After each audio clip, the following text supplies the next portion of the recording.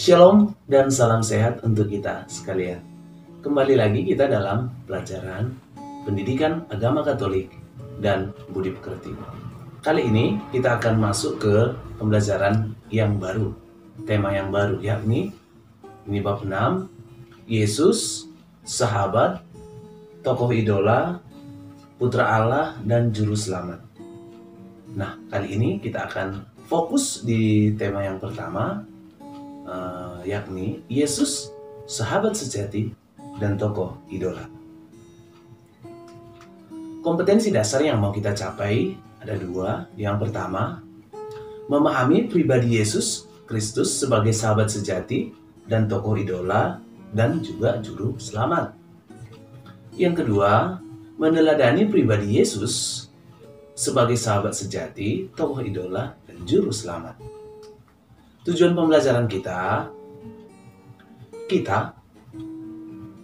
mampu merumuskan sikap-sikap yang perlu dikembangkan dalam persahabatan dan sikap-sikap yang dapat merusak persahabatan harusnya kita tahu setelah belajar ini.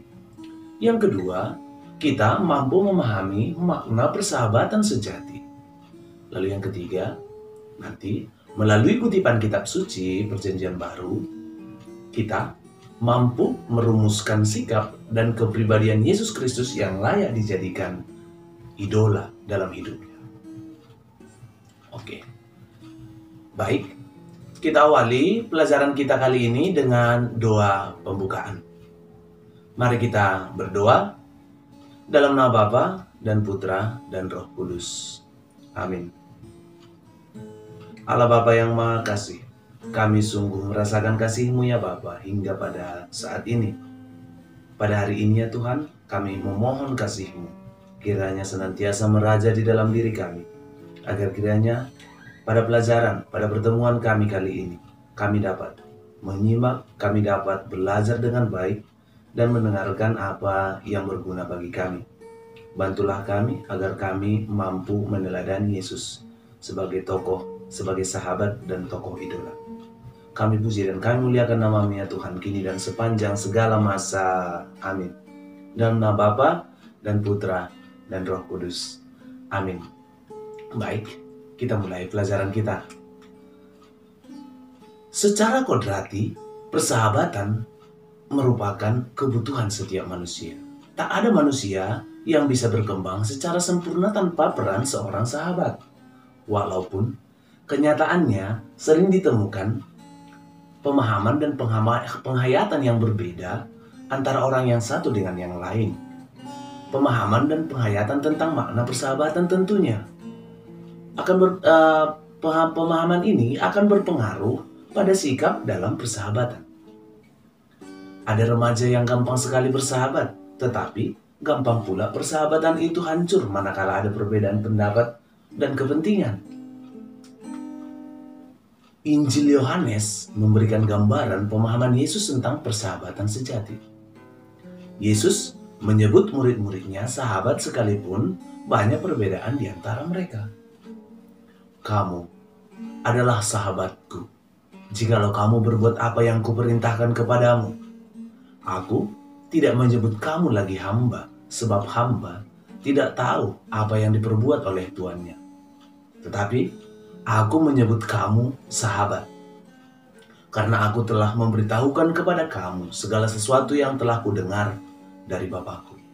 Dapat kita lihat di Yohanes 15 ayat 14-15. Bagi para muridnya, Yesus adalah idola dan sekaligus model sebagaimana mencapai kepenuhan hidup sejati. Nah, kita masuk lagi pelajaran kita. Ciri persahabatan pada umumnya. Pada umumnya, persahabatan didasari oleh suatu kepentingan individual. Yang kedua, persahabatan didasari pada rasa suka. Lalu yang ketiga, persahabatan didasari pada rasa primordialisme. Ya, ini biasanya itu paham tentang, ya kalau aku berasal dari suku ini, ya suku inilah maunya temanku. Saya berasal dari agama ini, ya yang beragama inilah temanku. Demikian kira-kira, nanti boleh dicari arti primordialisme lagi. Lalu kemudian persahabatan itu biasanya akan muncul ketika kita bersama-sama mencari tokoh idola. Dalam apa? Dalam proses pertumbuhan tentunya seorang punya keinginan untuk mencoba dan meniru. Itulah biasanya mencari tokoh idola. Yang kedua, pada tahap ini tentunya kita membutuhkan atau seseorang membutuhkan orang lain sebagai tokoh idola untuk ditiru. Lalu contohnya gini, mengidolakan orang biasanya itu menyimpan fotonya. Nah, misalnya gitu. Atau membuat meniru gaya rambutnya dan lain sebagainya. Memang seseorang dapat dijadikan idola karena memiliki kelebihan ataupun keunikan.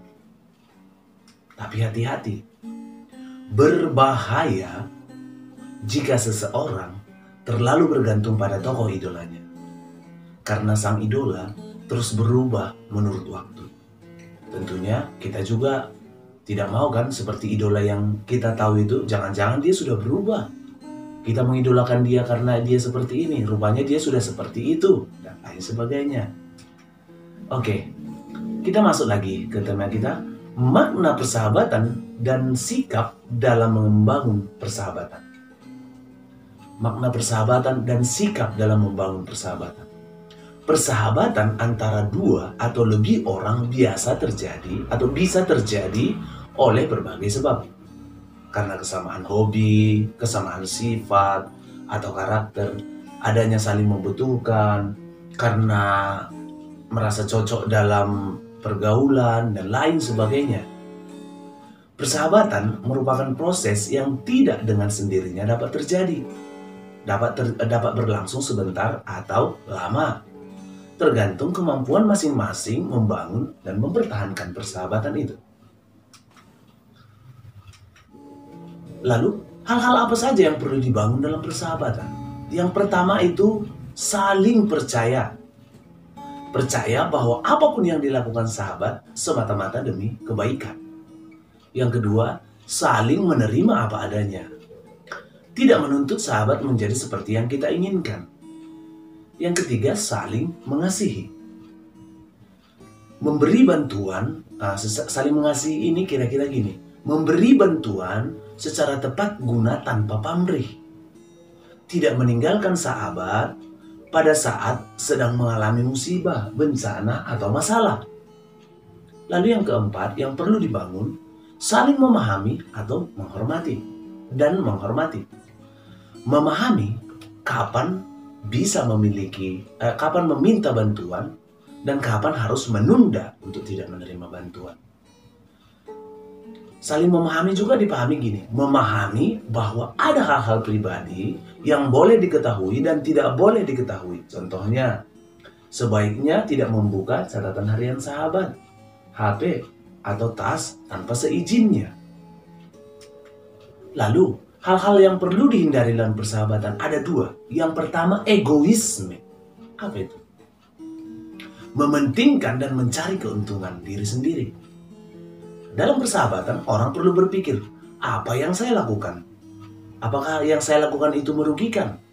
Apakah membuat sahabat merasa terpaksa atau diperdaya? Lalu yang kedua, yang perlu dihindari, kebohongan. Kebohongan dalam persahabatan itu sangat diperlukan kejujuran, bukan kebohongan. Tetapi kejujuran perlu ditempatkan dan disampaikan secara bijaksana agar sahabat dapat menerima tanpa marah atau tanpa sakit hati. Nah, demikian pelajaran kita hari ini. Nah, pertemuan selanjutnya kita akan belajar tentang persahabatan dalam kitab suci dan paham Yesus Kristus tentang persahabatan sejati dan kepribadian Yesus yang patut diidolakan. Nah, saya harap pelajaran yang barusan kita dengar tadi, materi yang baru kita dengar, dapat kita dengarkan dan dapat kita jalankan dalam kehidupan kita sehari-hari. Untuk itu, kita tutup pertemuan kita dengan doa. Mari kita berdoa dalam nama Bapa dan Putra dan Roh Kudus. Amin. Bapa yang maha baik dan maha pengasih, kembali kami bersyukur atas penyertaan-Mu pada kami, secara khusus selama pelajaran kami tadi. Semoga pelajaran kami itu ya Tuhan, dapat kami jalankan, dapat kami resapkan, dan kiranya menjadi pedoman bagi kami untuk melanjutkan kehidupan kami secara khusus pada masa ini, pada masa pandemi Corona ini. Semoga kami senantiasa dapat mendekatkan diri padamu, dan semoga kami dapat melakukan segala yang baik menurut kehendak-Mu. Bantu kami ya Tuhan dalam usaha melakukan yang terbaik. Demi Kristus Tuhan kami. Amin. Dalam nama Bapa dan Putra dan Roh Kudus. Amin.